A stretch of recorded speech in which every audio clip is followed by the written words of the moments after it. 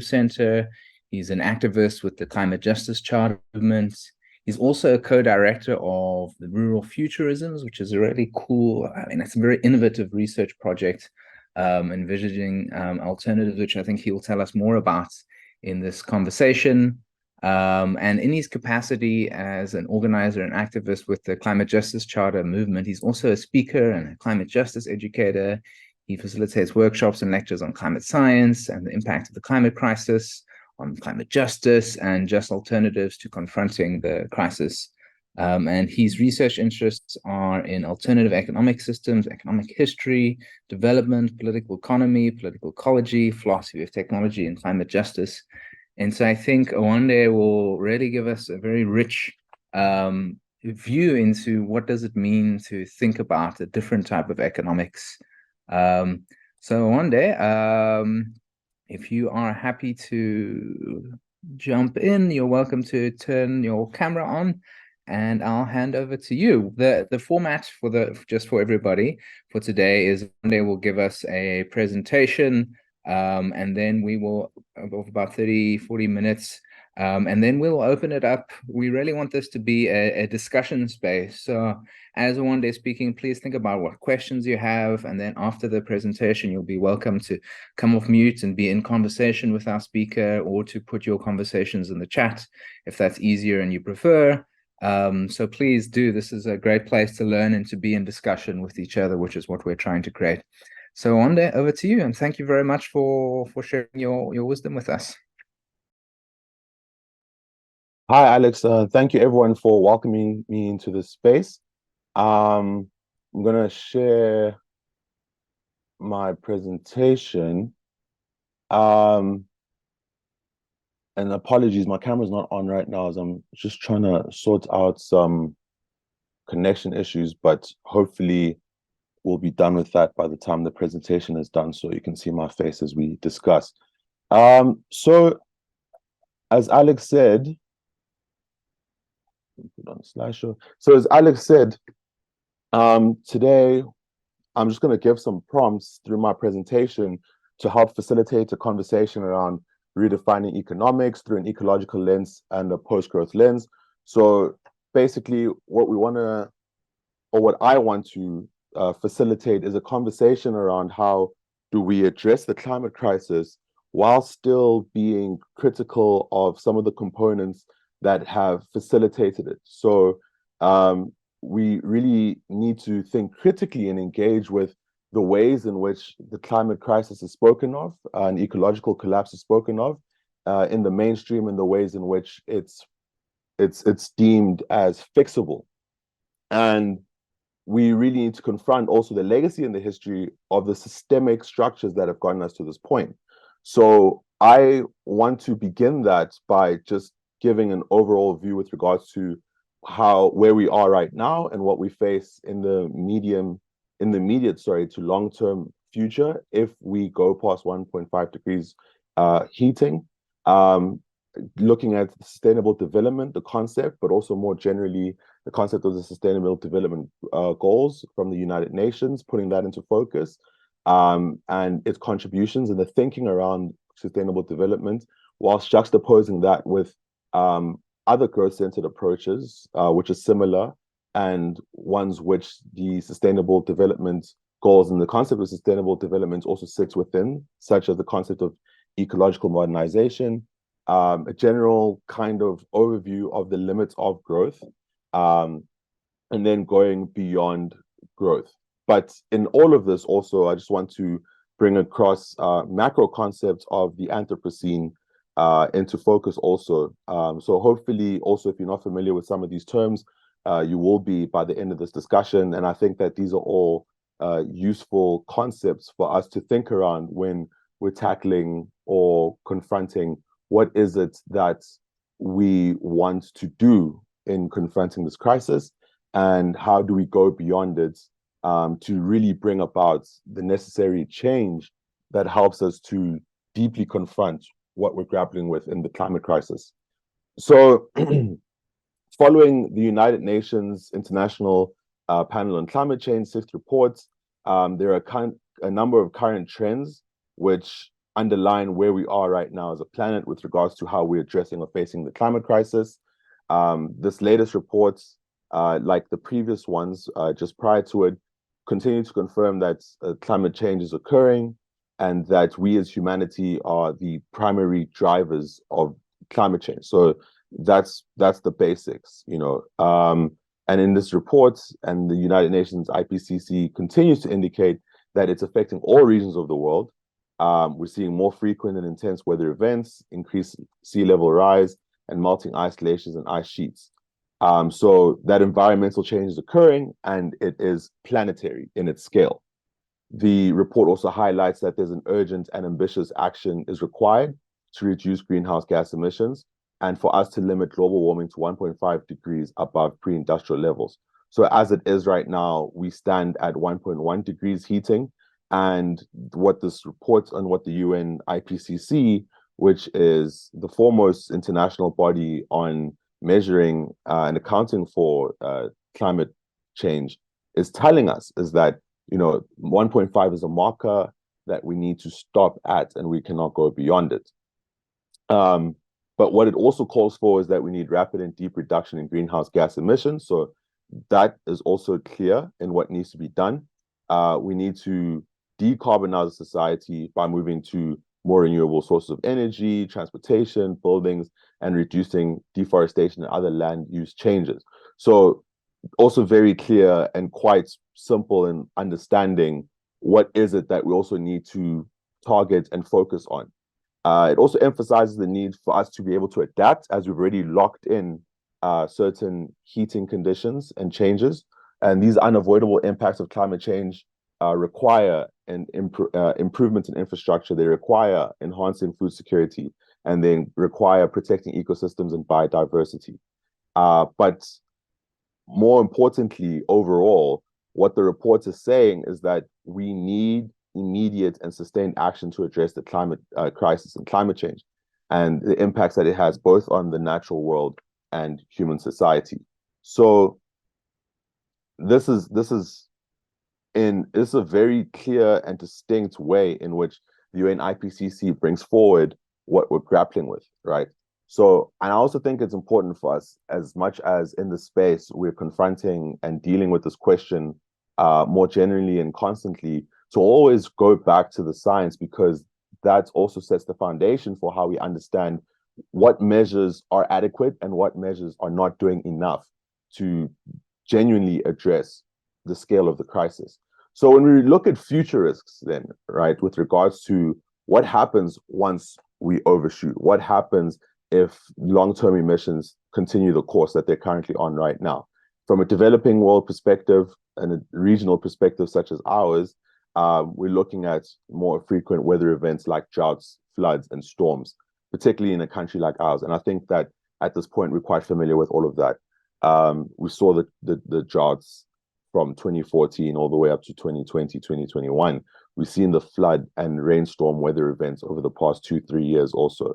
Rising sea levels is also an important thing that we need to contend with, particularly a country like ours with such a vast region of coastal areas across it.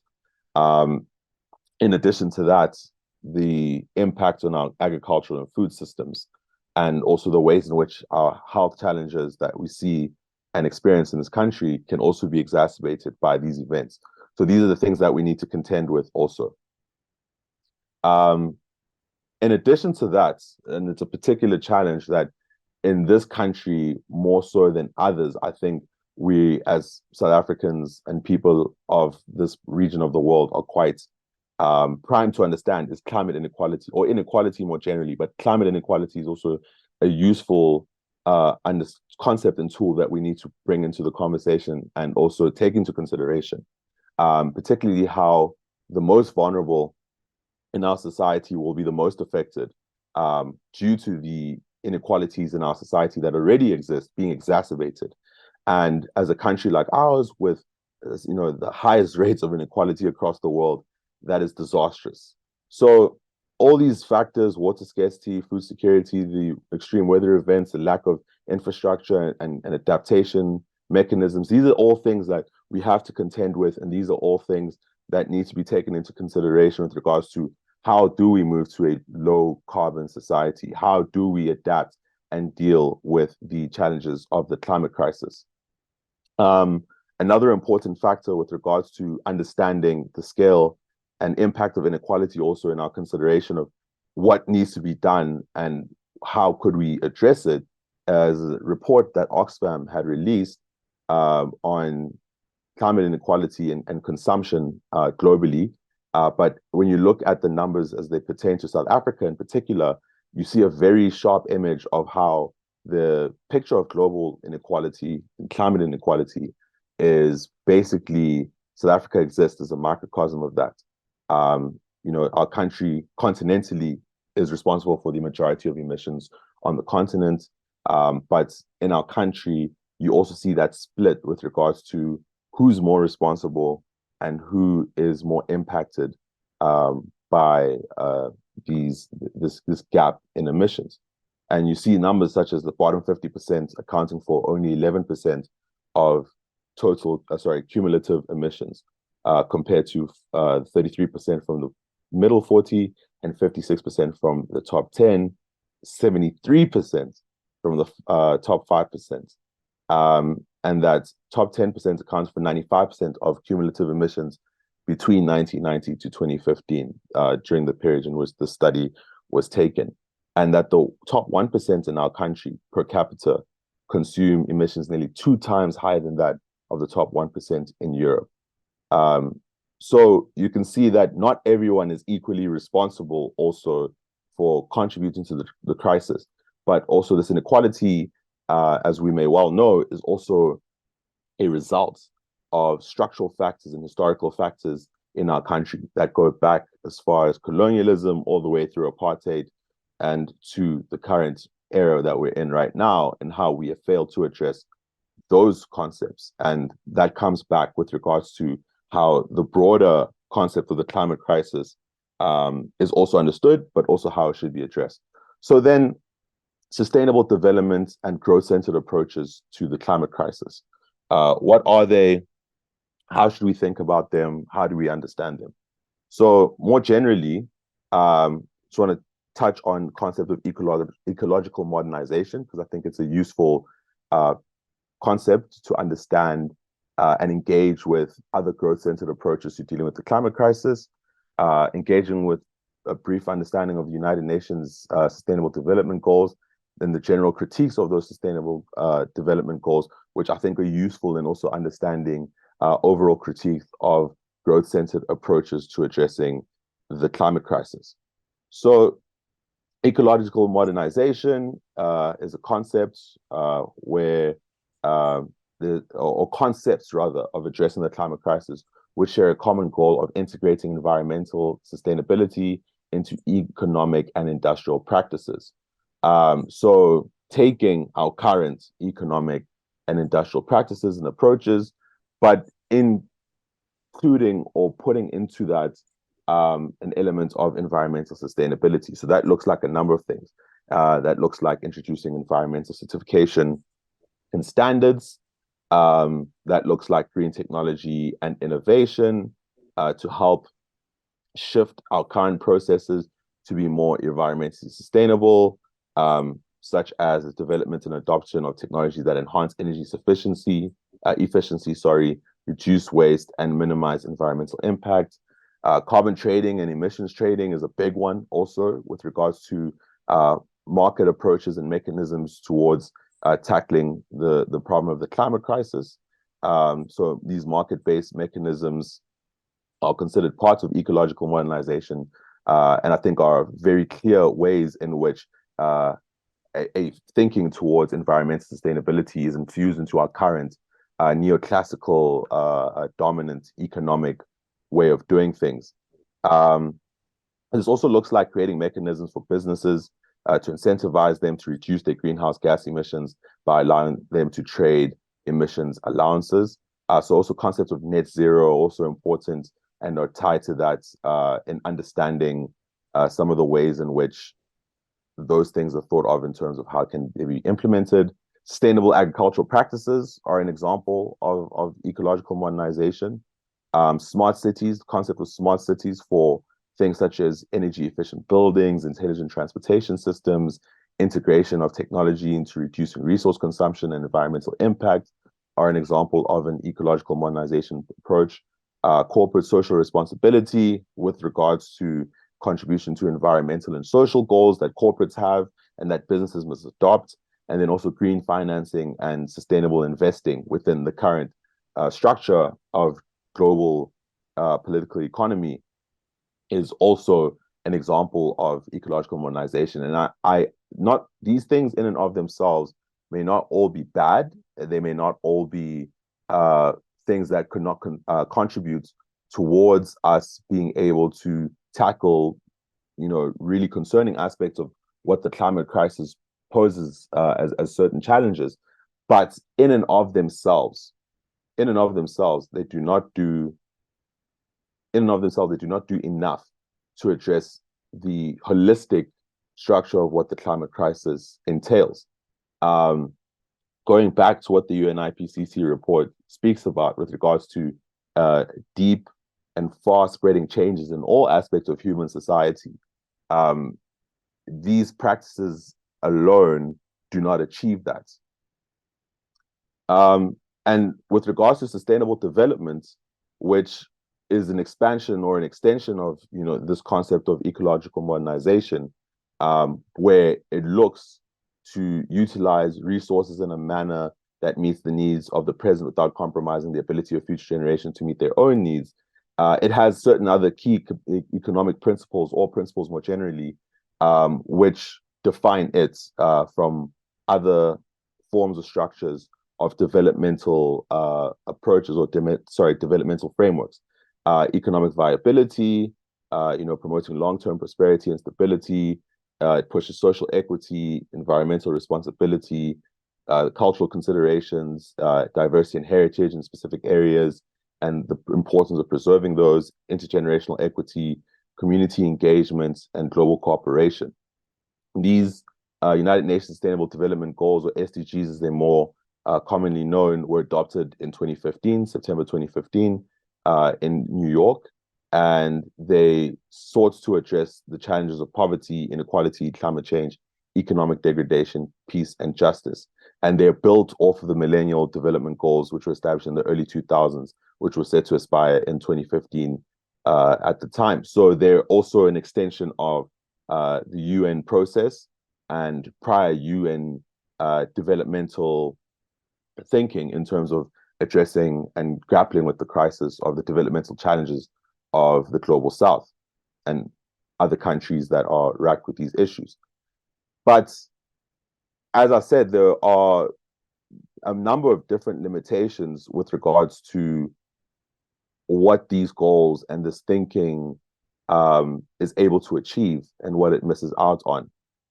Today, we're focusing, or the conversation obviously can expand, but I'm highlighting and speaking more towards the limitations of the growth-centered emphasis in some of this thinking.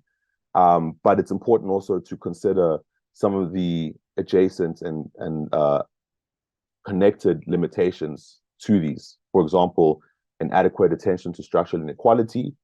They don't deal with or address the root causes of poverty and inequality, and the challenges that these structural issues are connected to global economic systems, policies, and institutions that have facilitated and continue to exacerbate these structural inequalities. There's a lack of binding commitments, just like the Paris Climate Agreement. You cannot hold countries and parties to account.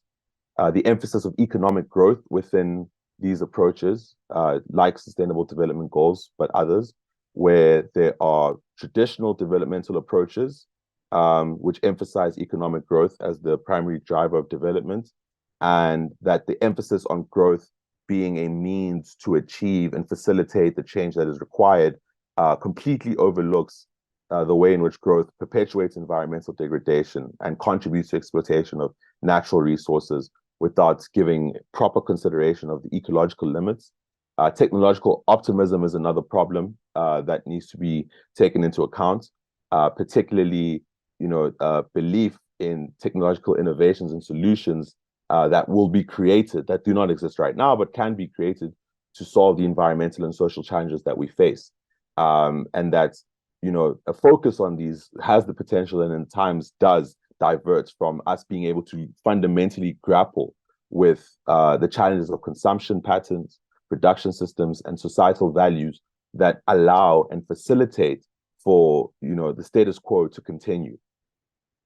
The other environmental concerns that also need to be taken into account, as I spoke about with regards to the critique of growth, also the ways in which these perspectives don't necessarily underline the urgency of the environmental crisis, which is why I began with the risk of 1.5 degrees overshoot, because that should always be at the forefront. And when we pick these perspectives apart and we look at what they're all trying to achieve, there's a tendency also to not underline or underscore with the urgency of the environmental crises and how much time we lose and how much time we're losing as we fail to act and we fail to begin a process of addressing this crisis now.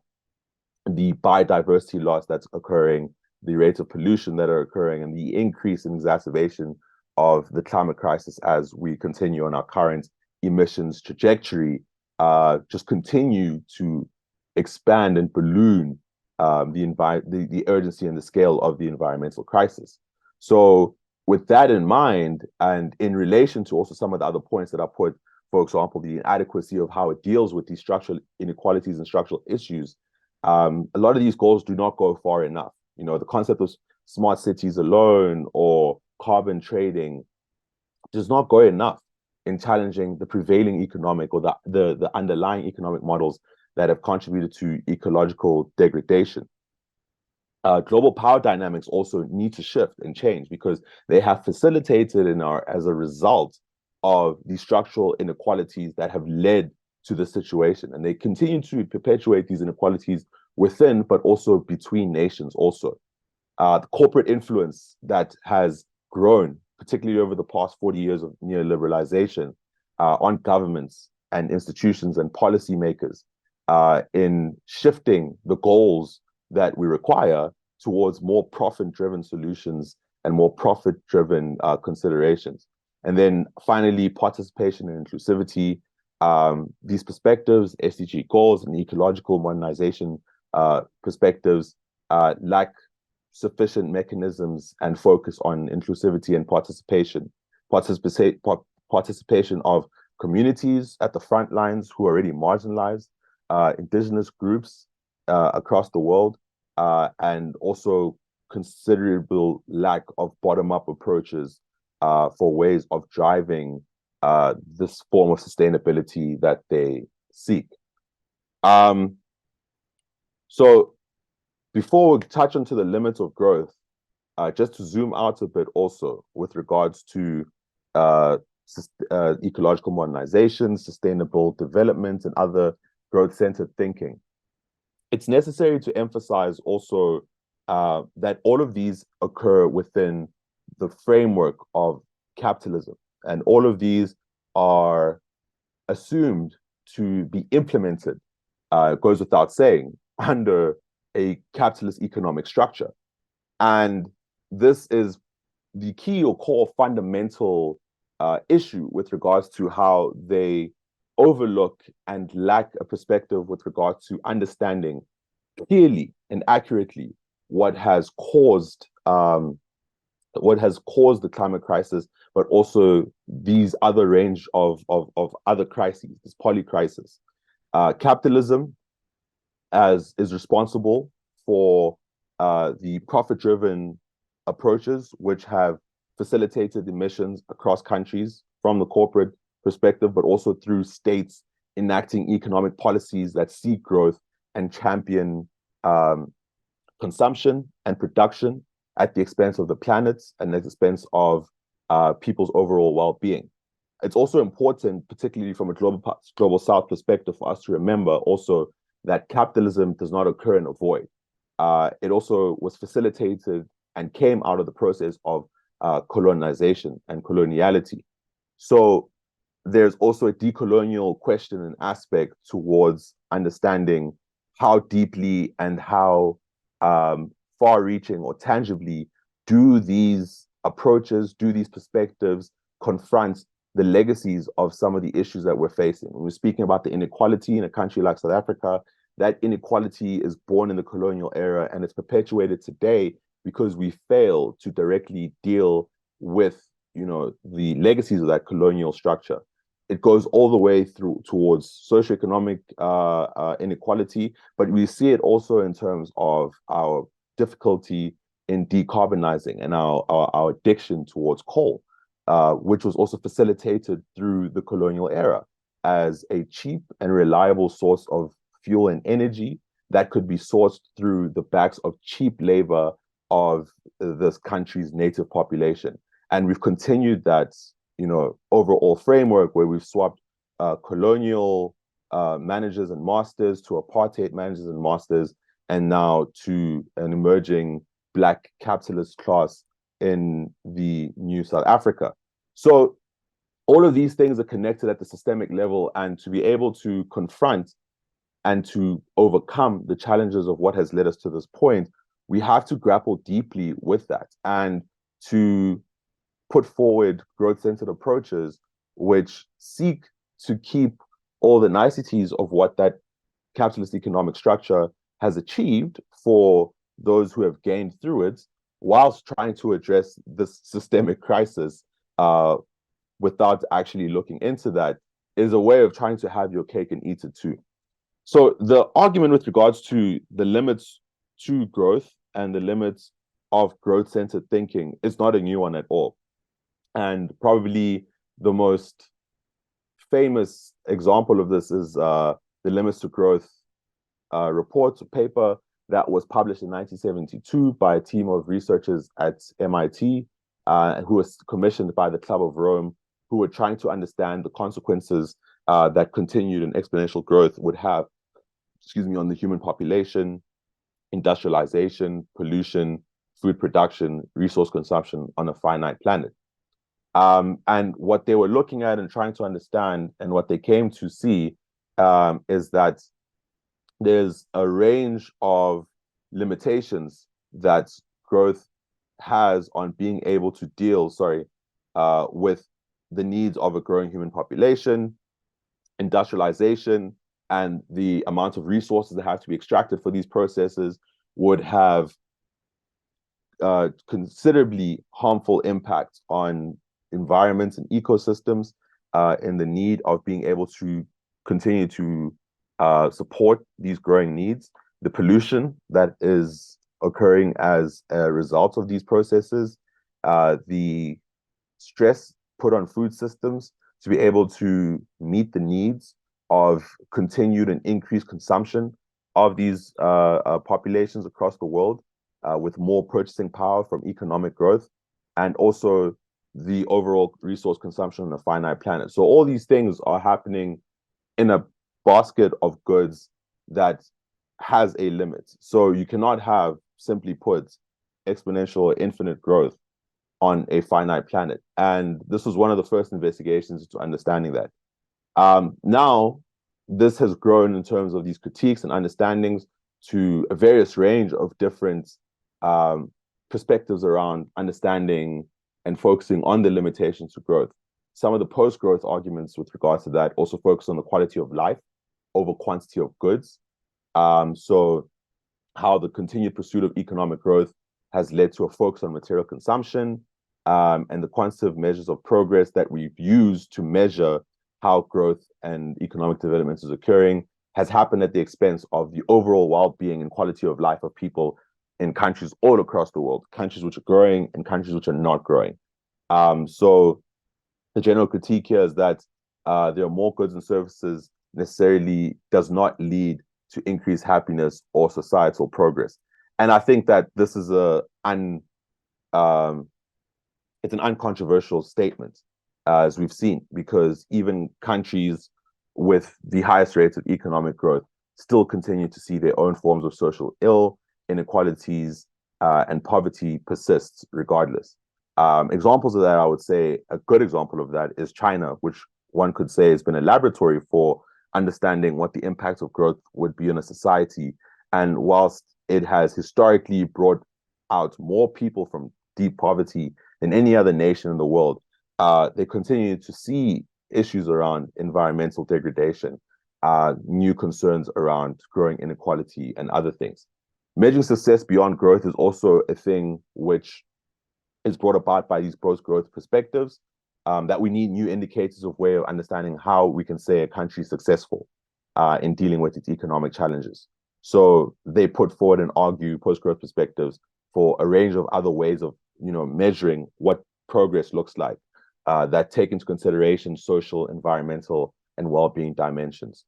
Things such as the Genuine Progress Indicator, Human Development Index, Happiness Index, biosystems protocols. These are examples of other ways and indices that we could use or should be looking at more generally in collaboration with each other to understand how healthy a country actually is. Environmental sustainability is also something which has continued to be consideration with regards to these post-growth arguments. The importance of living within ecological limits, which is sorely lacking in some of these growth perspectives, that there are limits to growth, physical limits to growth, in line with our planetary boundaries. And this perspective and critique on this traditional perspective without growth is that growth focus often ignores or externalizes the environmental cost. If any of you have studied economics, when you first learn neoclassical economics, or economics as it's taught, you learn things like opportunity cost and positive and negative externalities. And those are just seen as things that are, laws of nature. In an economic system, there are positive and negative externalities, and that's what it is. And the environmental cost tends to be the majority of what those negative externalities tend to be. So the goal for a post-growth perspective is to transition to an economic system that respects and takes into consideration planetary boundaries, which prioritizes sustainability. And then also removing growth from resource use. There is a way in which, and a focus in which we should be thinking around removing growth from resource use and environmental impacts. But to be able to do this and to remove ourselves completely, we also need to think with regards to how this could be done at scale.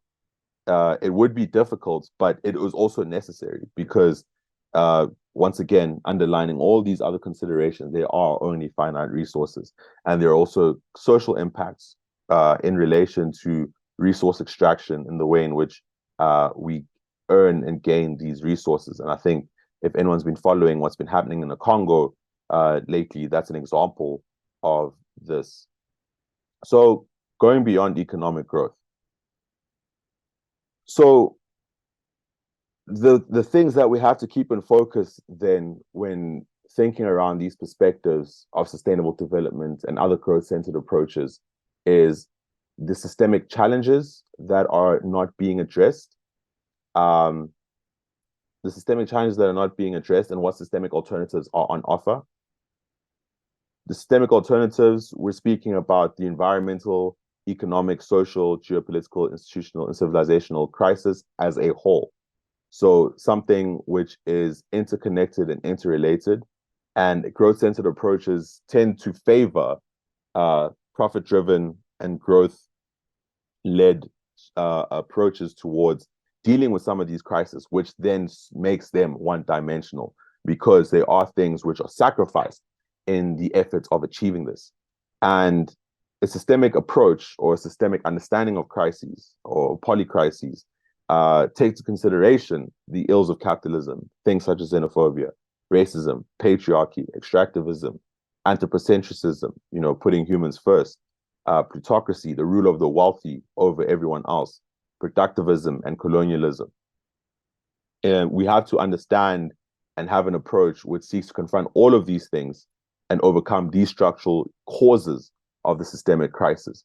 There are no ways to address systemic crisis without dealing with the structural causes of that systemic crisis. So But this also is not to say, even though I began by speaking about capitalism, colonialism as structural mechanisms through which these crises were facilitated, I'm not suggesting that we deal with those things first and then everything else will be overcome. And that's the point of a systemic alternative or systemic approach, is that you do not say we're going to first fix capitalism and then after that we'll fix patriarchy or anthropocentrism. We understand, and it's an approach that integrates and understands that capitalism, patriarchy, anthropocentrism, and other issues are interdependent and they're mutually reinforcing. So they rely on one another, to perpetuate the structure of society that we see today. Our thinking and our perspective of a systemic one also is one which must address and confront head on the way in which these structural causes have led to systemic crises. So we don't turn away from the roots of our energy crisis in the colonial structures of this country, the roots of our inequality in the colonial history of this country. We deal with it head on. We understand where it comes from to be able to deal with it very deeply. And also the patriarchal nature of how these systems and structures have reinforced and shaped where we are today.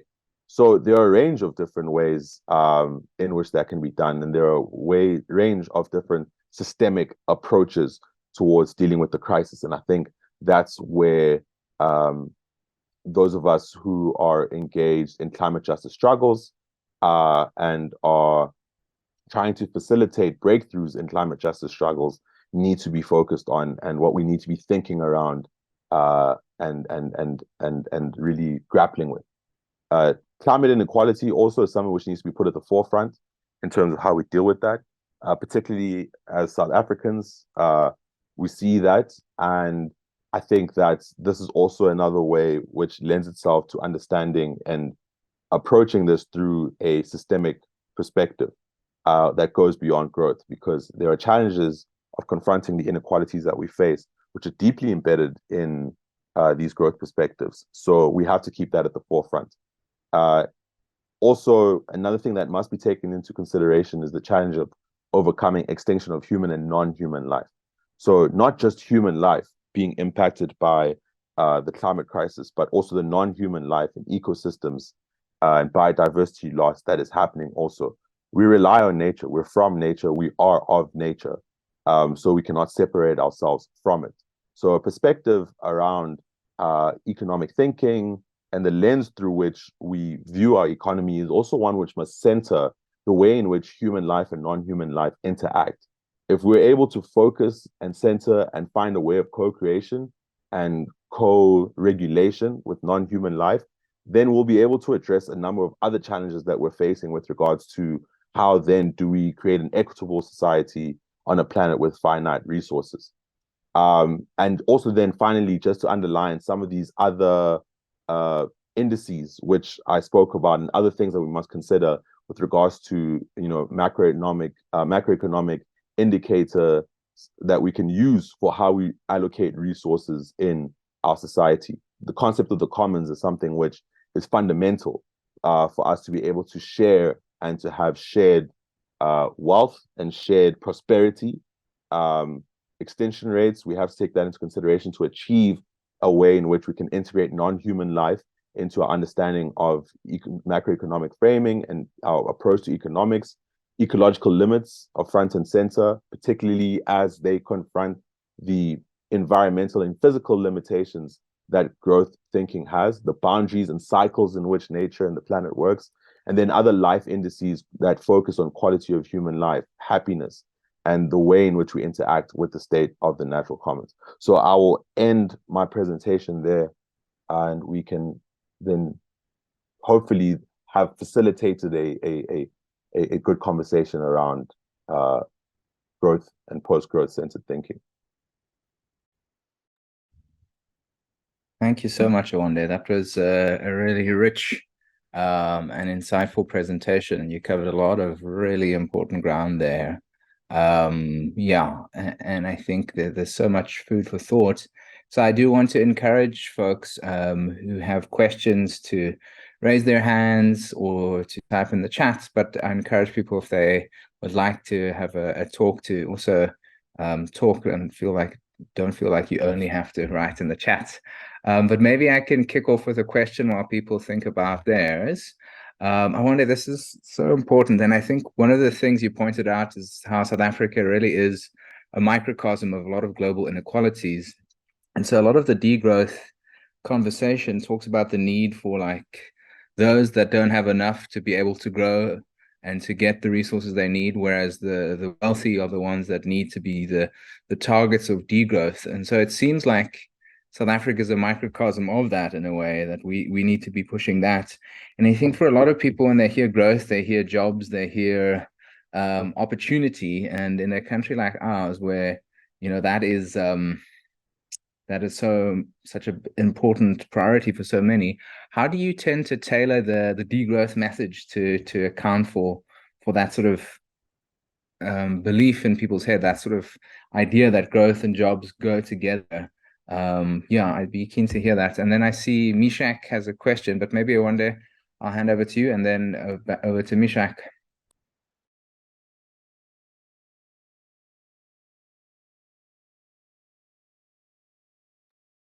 Thanks, Alex. I think that's such a great place to start in terms of really tackling this head on. And I think what I love about this conversation in particular is that we're speaking as people of the global south, right? So we're also defining and understanding how we address the crisis from our perspective. And this is something which I always think about when I speak or interact with people from outside the African continent or from the global north, is that these questions for us are particularly important because the understanding of how we engage with this crisis is also in line and parallel to the socio-economic crisis that we face in our society. So it's very difficult then to speak to people about, relinquishing growth and relinquishing economic development for the sake of the environment or for the sake of, ecosystems and the planet, because those things may lack kind of coherence, meaning in a society which is as unequal as ours. But I think that there's also something, so that makes our work much more challenging because we need to speak towards those issues and confront that. So I think that the degrowth arguments for me are really interesting in that they get to the heart of what's leading to the crisis, what's contributing to these emissions and who's more responsible than others, both at a global level but in societally. But they're something where they lack for me is the ability to speak to the global south perspective, right? These challenges or these, how do I say, these fears that people have in terms of we're already without jobs. So now you want to move beyond perspective or framing that is seeking to give us jobs. So I think that that's where the responsibility lies for us, is to articulate and show that growth-centered thinking does not necessarily mean jobs. And I think the past couple of decades of neoliberal thinking in our country, in particular in post-apartheid South Africa, you saw during the Mbeki era that we had 6% economic growth, but it was jobless growth. So growth and growth-centered thinking and market-based thinking has done really well to marry the two of our good is your good. It's trickle down. It's trickle down economics. When you hear the term, you're being lied to, but the same rhetoric and usage of that language still persists. And the legacies of it and the biases that it puts in people's minds have continued to persist. So that's the challenge, and this is why I'm excited about these conversations, because I think that the opportunities are there for us to define a way of well-being and a way of meeting societal needs that is removed from growth. And I think that requires us to begin by, tackling and confronting head on, what does growth actually mean? Where does it come from? And what has it actually given societies? What prosperity have the majority actually benefited from it, which is very little, if anything. So I think also the other thing to emphasize here is that I feel that there's an opportunity for us to meet those socioeconomic challenges that we want to address by going beyond growth-centered thinking, because then we will center other things, people's well-being, forms of work that also meets, people's needs and are meaningful to them, that they don't have to do just to survive. They can do because it brings them dignity and purpose also. So we can achieve those things by actually going beyond growth. And I think that starts here, and that starts by challenging what does growth actually mean and what has that looked like for most people throughout its history. Thanks, Awande. That was a beautiful answer. I'm going to hand over now to Mishak. Mishak. Thanks, comrade, and thanks, Awande, for the great presentation. It's well informed. Firstly, when we come to South Africa, they've been engaging in the climate change convention convention, what is Congress of the Parties from, I think, 1997, to reduce the emissions. And now I think we're on COP28, and really little has been done. Whilst they've been attending these convention, these treaties and everything in Rio de Janeiro, whatever, they came back and built Mudupi and Kusile. That means itself they were not really looking at reducing the emissions. Secondly, we're facing second thing, that is most of the companies are exempted from emissions because we have minimum standard of emissions, but most of them, they have applied for exemption because they talk about issues of losing profits if they to start the issues of reducing emissions. That itself put us into real danger, as we've indicated, what the climate change can do to us.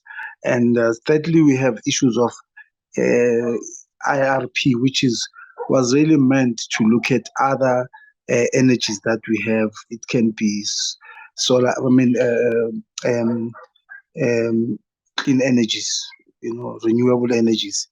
But we find that in the country, there's no political will to engage in those things. They're just interested in fossil fuels, which is sometimes will be depleted. In short, what I'm trying to say, the question that I'm asking you is that you talk about the decoupling of the decoupling of growth and resources. I think, in that case, can you explain more on that decoupling? What do they mean? What do you mean on that? Just to be clear. But all in all, I think what is important is really for us to put pressure. Because there's another thing that I wanted to raise, comrade, and the issue of artificial intelligence. That is the robots that they're introducing, which is mostly it's electricity and all that stuff. How do they as well affect in the issue of employment or increasing unemployment rate? Because I think what they do is maximizing profits and reducing the number of labor and making sure that they benefit a lot. Thank you.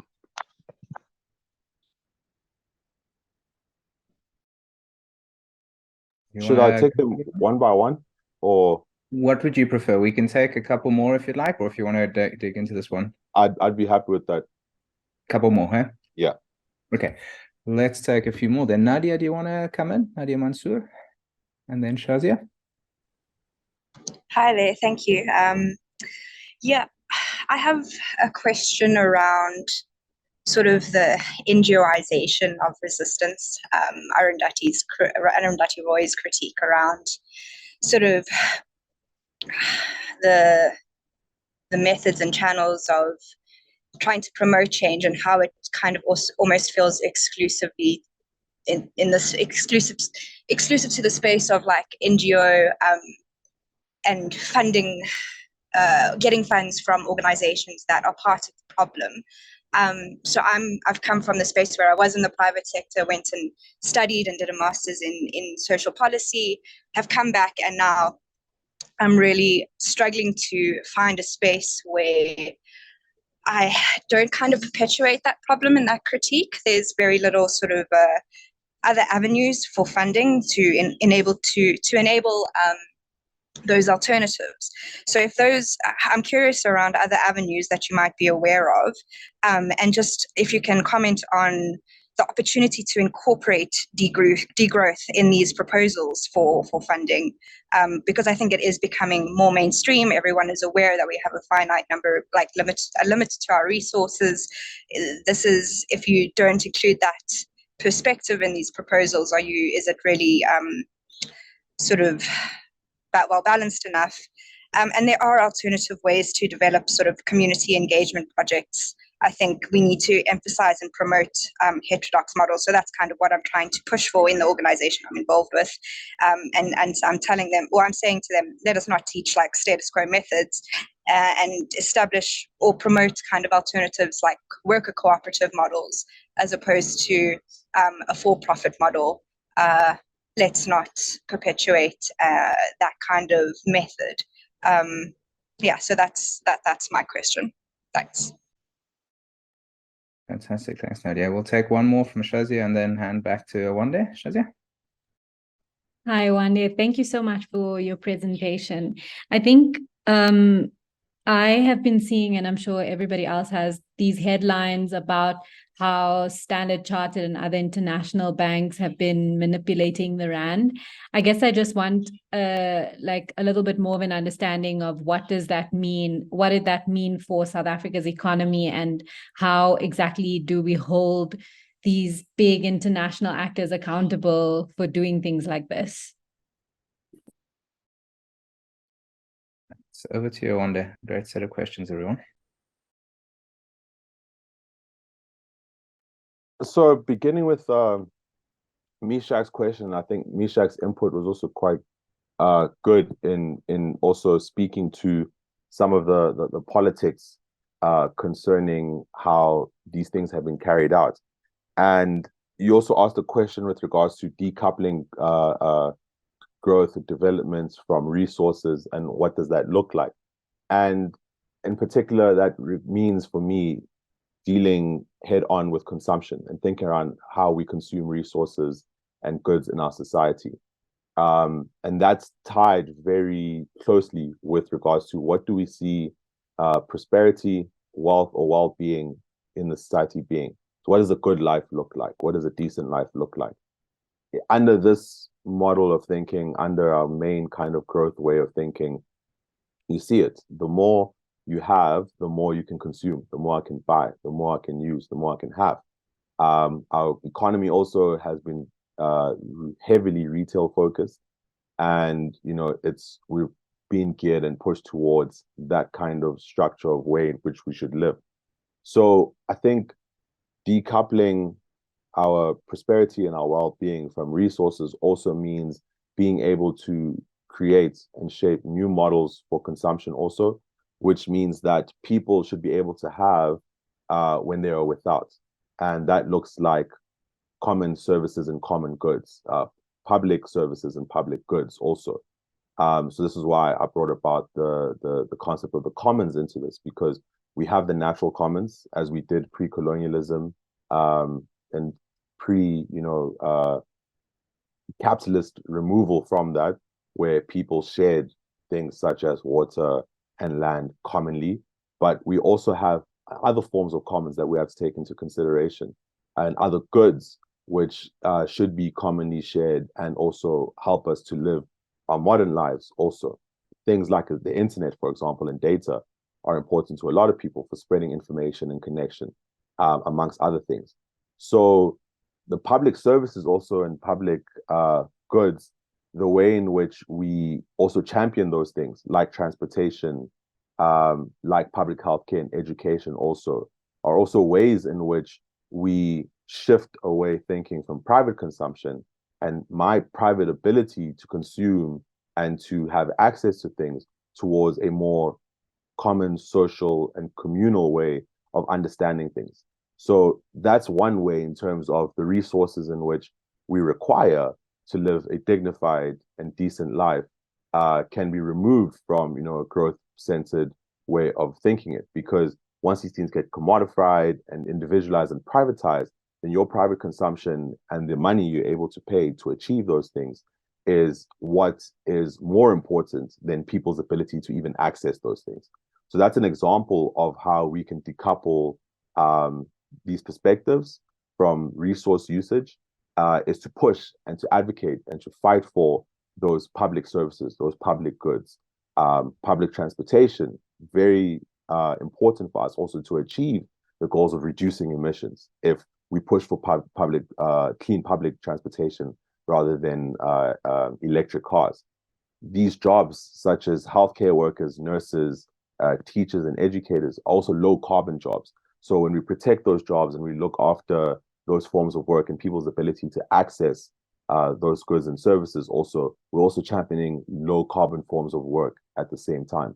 So there's a web of different things that we can do to decouple our economic perspectives and thinking from resource extraction, but the primary way in which they all link is when it's done for the common good, and the ways in which we think around how do we achieve the common good rather than how do we maximize individual consumption.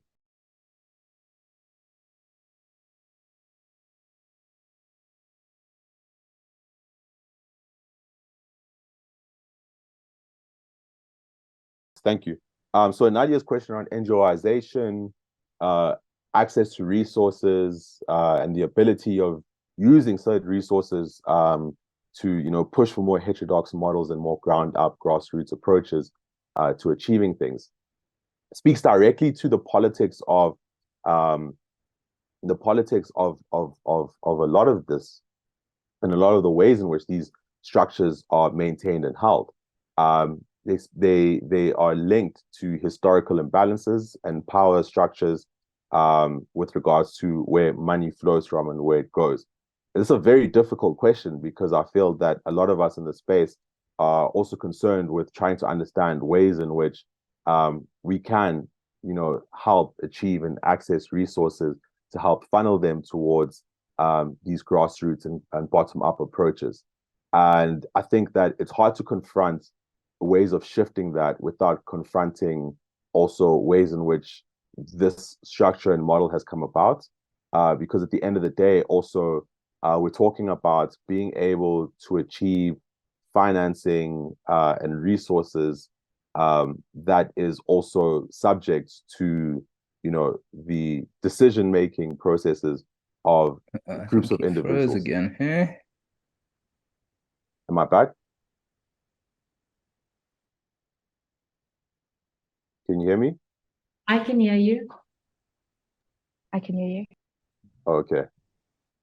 So it's very difficult because you dealing directly with oh, sorry, Alex must have an issue, but I'll continue. You're dealing directly with the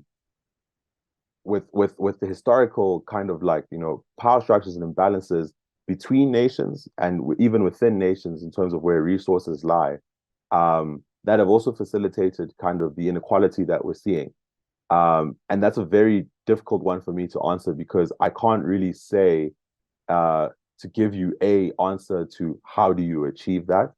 But I think that the ways in which that has been chipped away and the ways in which we begin to kind of overturn that is through these kind of collective action of building these kind of linkages.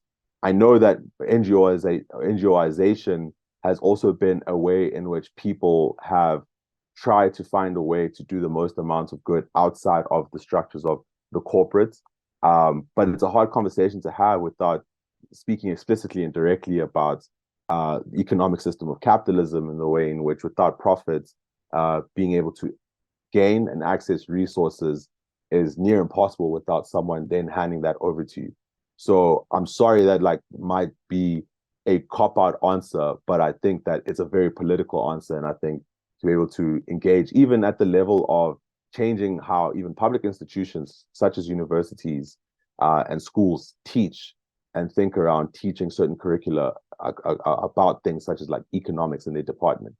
It's political also, because those things are subject towards, subject to people's individual perspectives and interests in maintaining and perpetuating those perspectives. So I think it's hard to have a conversation around that without explicitly also speaking about what are the interests that are maintaining and governing, people's approach to perpetuating and also stopping heterodox approaches and alternative ways of doing things.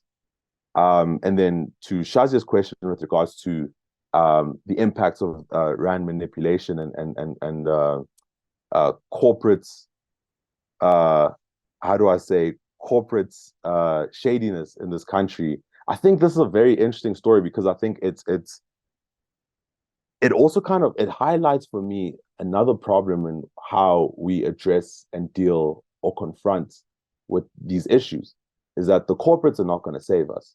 And yes, we can find a way to, work with certain actors and parties who can, help us to achieve some of our goals within the short term. But in the long term, this is an example of the structure and the system that is focused on profits and growth, which has facilitated a space in which you can achieve and do what these banks did and get slapped on the wrist with a 43 million fine after having made trillions of rands a day from this sort of, of corruption and manipulation. And that's why I think also this kind of fight perspective towards climate justice and confronting all our challenges is one also which must deal head on with corporate leadership and corporate influences in the government and corporate influences in how policies are formed. Because there's no way in which corporate entities can facilitate such harmful practices and such stock corruption without them not being, heavily reprimanded for that, without them being tied in a very unhealthy way with the way in which the state works. I think that this also goes back to actually what Mishak was talking about when he was speaking about the COP process and things of that nature, that at the local level, we see it's a problem.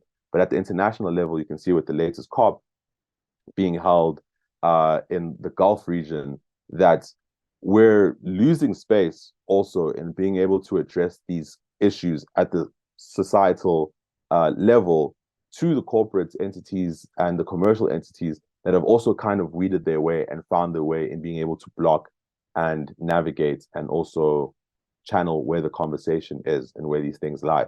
So I think that in a struggle for climate justice and in a struggle for climate change in relation to other socioeconomic issues, we also have to put at the forefront the role that corporates and private sector and capital has to play in being able to also, pay its reparations, because they've also profited and they've also benefited from this crisis, and they continue to benefit from this crisis, and we've seen it in all sorts of ways. They continue to benefit from crises, and they will continue to benefit from future crises also. So I think that also has to be something that we put in the forefront of how we speak about this. Thank you so much, Awande. Really, really insightful answers, as people are saying in the chat. Speaking of the chat, there was a question there from Kumbulani Yakanu, and he asked, is climate inequality the same as climate injustice? If not, what is the difference? So maybe we can have that question, and then we can also have the question here. I see Temba Nkwezula has got his hand up. Uncle Temba, over to you.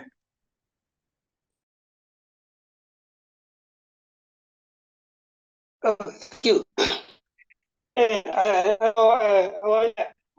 Thank you for the presentation and clear presentation. And I would like to stay in mind and actually you think of debt being incurred by government, because before this session, I think we inherited. Uncle Temba, your signal's not very good. I don't know if you can try find a better spot of signal and re-ask the question, or maybe put it in the chat. I don't know if it was just me, but I was hearing nothing there.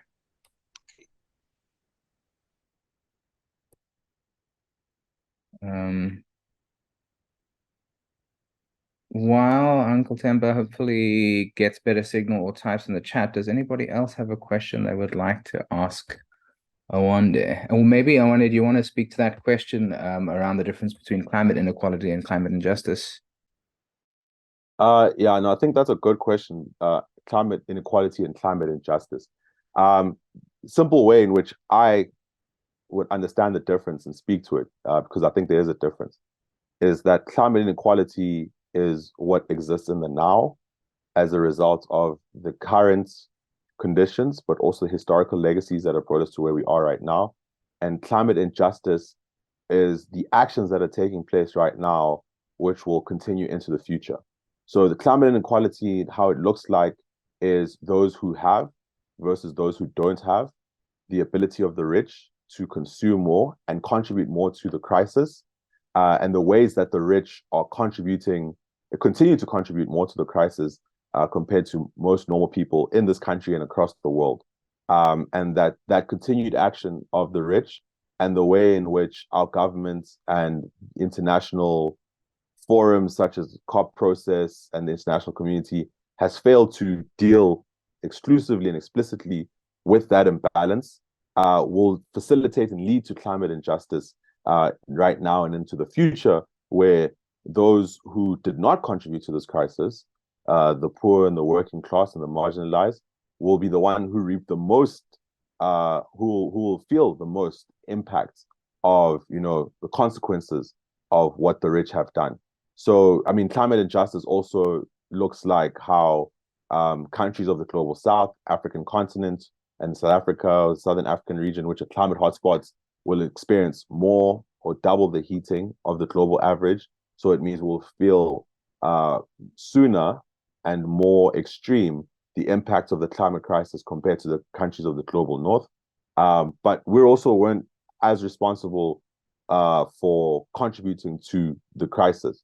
We did not have the rates of emissions and economic growth that they saw during the times of colonization that led to where we are right now. Yes, countries in development or developing countries are contributing to it right now through their emissions. But historically, if we put it all together, it's a fraction of what they were responsible for. And we're the ones who, in the COP process and in other places, are zeroed in as being responsible because we're emitting now as the ones who should be dealing with this crisis. An example of that is how in the Glasgow COP and into now, there's been a focus on coal in countries that are coal reliant, such as us, India, and China, and how now the focus is on mitigating coal. But that's also an unequal way of looking at it when you consider that the majority of the global north countries more reliant on natural oil and gas. So it's easier then to focus on the coal because you do not rely on it, and you can make these guys the bad guys when you're doing just as worse, but you are focused on another source of fossil fuels. So even at the international level, we see that injustice occurring also. And then also within the continental level, South Africa being responsible for the majority or a larger proportion of emissions than other African countries. But also even within our country, that happened during the colonial period and during apartheid. So even internally, there was an inequality and an injustice at play there with regards to who's responsible. Thanks very much, Awande. So it sounds a little bit like the climate inequality is one facet of a broader set of climate injustices that's occurring. I want to check if Temba, you want to try again with your sound, or whether you're planning on doing in the chat. Temba and Fazula, are you okay there? Maybe while we wait, I can throw in a question. If anybody else wants to come in with questions, please do raise your hand or type in the chat. I mean, one of the things I'm thinking about is, South Africa being, in many ways a microcosm of, that rapacious minerals energy complex driven economic system that, drives inequality, only serves the few. I know that you one day are involved in efforts such as the Climate Justice Charter movement to push for alternative visions of what growth looks like for the country. Could you speak a little bit to, what is the response like from the South African government to thinking beyond these narrow metrics from your experiences as an activist in these spaces, and maybe ways that you would recommend people would begin to push to make these alternatives more real and into the political space, Thank you. I think that's a great question. So as you're saying, I am a member of the Climate Justice Charter movement, and our experience in dealing with the South African state, also in the way in which the state views these perspectives or has approached it, was to take our charter to Parliament in 2020. We had an event with the Deputy Speaker of Parliament, and we invited all the political parties to have a debate on the climate crisis and how they parties see it in how they want to address it. And only 3 parties responded with regards to that invitation, and the rest responded after, apologizing for not having made it, and also not understanding why it may have gotten lost within their structures that such an invitation had been given. But nonetheless, it's been given to Parliament, and we gave Parliament a year to come back to us, and they didn't respond. So we had a march outside of Parliament in 2021. And the response since is that Parliament did not have any mechanisms for which they could take concerns such as a charter, which is in our constitution, that citizens can bring charters to the Parliament and they must engage with it for adoption. They didn't have mechanisms for how that looks like when it happens. So that now they're in the process of trying to work out what happens then in future when citizens can come through to Parliament with demands of that nature, and how Parliament can think around and discuss in terms of whether they implement them or not.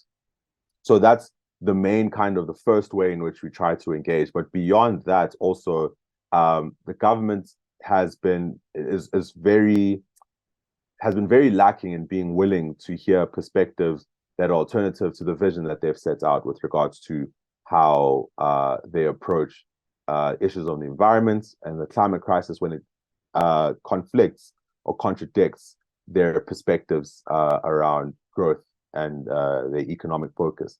And I think there's 2 main things that you can see there is within the current government, there are 2 factions. One of resource nationalism, and you see it in Minister Mantashe, who says, everyone here, I hope everyone here is aware that the minister thinks you're a CIA agent, because we're talking about, critiquing growth, and we're talking about critiquing developments because we're concerned about our environment. And that's the rhetoric from that part. And then there's another faction under the presidency, which you could say is a green neoliberal faction that is finding ways to, implement a transition approach, which still fits within, thinking around foreign direct investment and exporting hydrogen to the Saudis and things of that nature, trying to find ways in which corporate and the private sector can profit off of this transition. So those are kind of like broad, clear and distinct kind of ways in which our government is approaching this perspective. So speaking about alternatives is completely out of the menu in terms of what's available in terms of really consciously engaging with the government.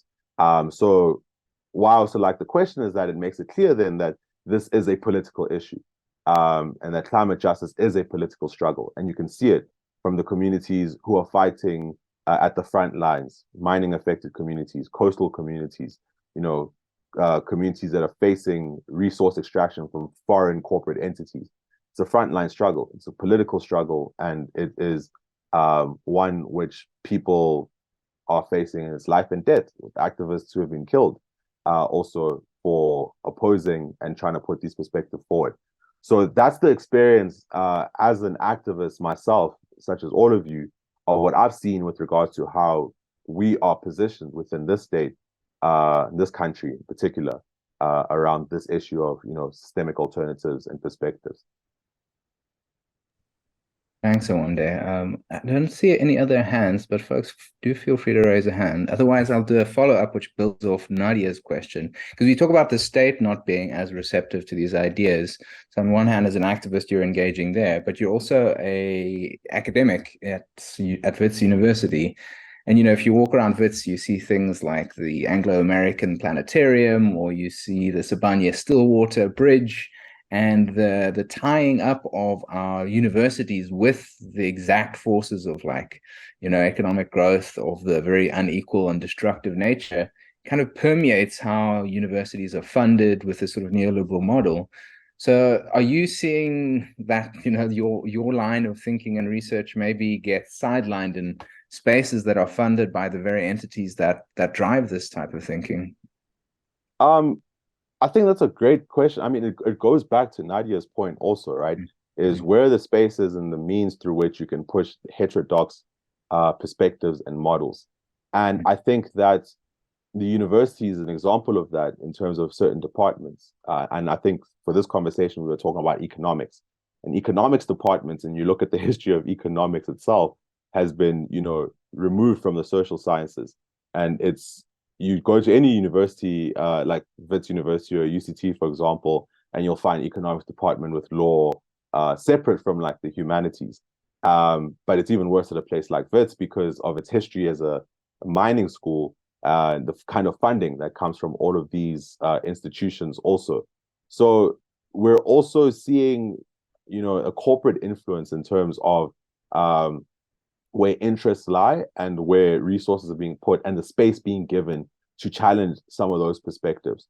And I think that in this conversation, we do focus on the state a lot because we are guided by the state in a democratic country with regards to the decisions that we can make and should be making. But I do think that it is also imperative that we hold the private sector and capital to account because they also have influence with regards to how they steer and push the state towards certain perspectives. And they're also the ones who are responsible for profiting off of the crisis. They profit off of the crisis at the expense of communities. They profit off the crisis at the expense of workers. And they will continue to seek to profit off of the crises over both communities and workers because their prerogative is to seek profit. And it's whatever shareholders require, and it's also whatever profits require. So it's not to say that, you know, people are evil for being in the private sector or that capital is evil in and of itself, but that's just the very nature of what it is. It's facilitated for a profit motive. So they'll do what is necessary to drive profit. So we have to confront that also because companies such as Sasol, what is their main motive? You know, how can you have them in a space that is discussing forms of decarbonization and giving them undue influence? Yes, it is their interest to think about decarbonizing, but they will push that off for as long as possible because it's what's making them profit right now. And these interests and these entities have then filtered into public institutions such as universities. So the spaces and avenues for discussion and also the spaces available to be able to push something alternative and something that steers away from where we are right now in the status quo is small, not because of just interest in the state, but also because of private interests. And these are local, and these are international and regional also. Thanks very much, Awande. That's really helpful. We are getting towards the top of our hour and a half. We got 5 minutes left. So maybe what I can suggest is bringing Lungisa in for a question, but then also along with Lungisa's question to give you an opening, Awande, if you want to share anything about how people can follow the sort of work that you're doing or how they can be involved, to give you a space to share some of that too. But let's open up for Lungisa to bring in a question there. Lungisa. Thanks, Alex. And Awande, thanks for your presentation. It's very informative. Okay, my question is, you know, as activists, we so much of the story that we're involved in is, you know, mitigation and adaptation. And we tend to run I'm always running into the wall of the neoliberal story. It's a very well told story. It's an old story. And as bad as it is, in terms of we can see climate change and all the negativity, the story itself has a lot of, can get people very excited about what they can get out of it, right? So I was wondering, what do you see in the public imagination when it comes to the story that we're trying to tell, beyond mitigation and adaptation? Like, when I speak to people, I tend to see that they don't, how do you say it? They don't see the vision that we have of, post growth, beyond even degrowth. Like, so I was just wondering, in the work that you do, the future that we're trying to fight for, how, where is it in the public imagination? Cheers.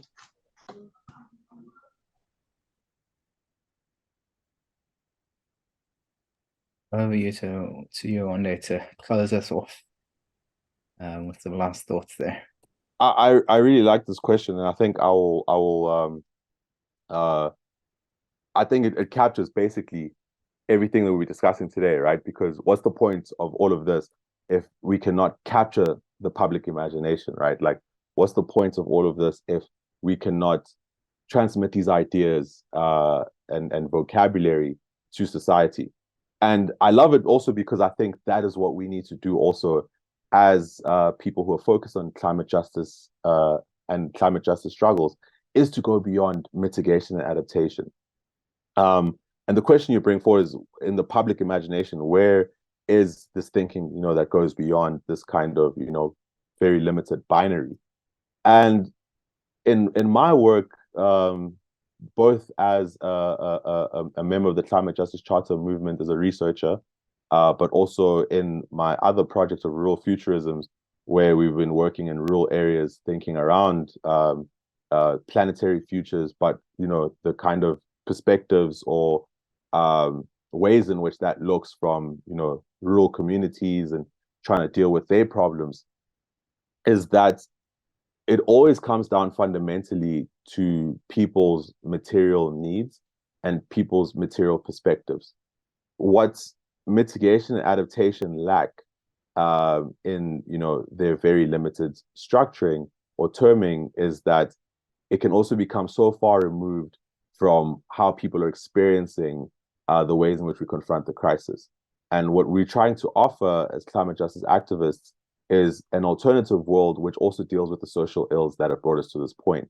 And I think that when you start from the process of engaging people with their material concerns and the possibilities of what can address those beyond what's being offered right now, then you create the foundation in the space to then, germinate the possibilities of growth for these perspectives that come out that go beyond mitigation adaptation.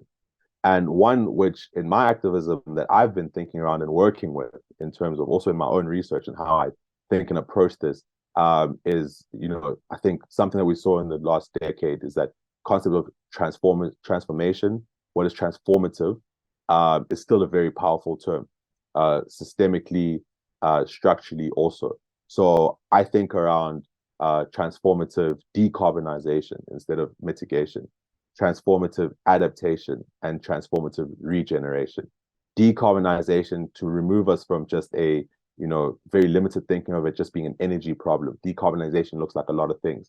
It looks like switching to renewable energy structures, but it also looks like changing our waste system and our consumption patterns. It looks like zero waste models being inputted, and it looks like those common and public services that I was speaking about, which limits the individual benefits over that of the majority. That's decarbonization. Transformative adaptation looks like shaping our society to be able to meet the vulnerabilities of the future. By addressing inequalities makes us more resilient, but then there's also the other physical aspects of reshaping our cities and towns, confronting apartheid spatial planning, confronting inequality in the structural sense of what it looks like and how it manifests physically. That's transformative adaptation. And transformative regeneration is how we incorporate the aspect of the ecological and the non-human into that. That all these processes in the society and the economics that we build must also be regenerative to the land and to the environment on which we rely on. I think people in the rural communities are leaders in that understanding because they rely on the land very fundamentally in a way that someone from the city does not understand. But someone from the city relies on the land just as much. Johannesburg, largest city in the world, away from a major water source. When there's no water in the taps, we feel it. And anyone who was in Cape Town, who's lived in Cape Town during the day zero period, you understand what it means to feel it when there's no water. So those three things: transformative adaptation, decarbonization, adaptation, and regeneration, I think for me have been useful ways in which I can understand where the material concerns for people in society are, and the ways in which we can think and introduce thinking beyond mitigation adaptation into the public imaginary. Thank you so much, Awande. I think that's a really beautiful note to end this on. As we're already a little bit over time, which is fine. I think this has been such a rich and wonderful conversation, which could and should go on. So I just, on behalf of everybody, I just want to say a big thank you, and on behalf of the Climate Justice Coalition, thank you so much for taking the time to share these really, really rich insights with us. And I'm hoping that we will continue these conversations and continue to stand shoulder and shoulder to build these structural alternatives together. So in solidarity, thank you so much, Awande. And thank you everybody for coming and for this rich conversation. The recording will be on the Coalition's YouTube and Facebook page. At the YouTube page, in due course, the Facebook page, it should be immediately if anybody wants to share this recording. And we're also working to transform some of these webinars into a booklet that will be educational, so look out for that too. And Awande is also sharing in the chat some places where you can follow the Climate Justice Charter at CJ Charter SA on Twitter, so please go there. And Awande, any last words from you before we close up? I'd just like to thank you for the opportunity to speak here today with all of you. And I continue looking forward to these engagements, but I also look forward to being able to stand in solidarity with the Climate Justice Coalition and all of you here who are pushing the climate justice struggle forward. So thank you for this opportunity, and I look forward to standing shoulder to shoulder with all of you in the future. Mandla. I'll wait. Take care, everybody. Have a great day here.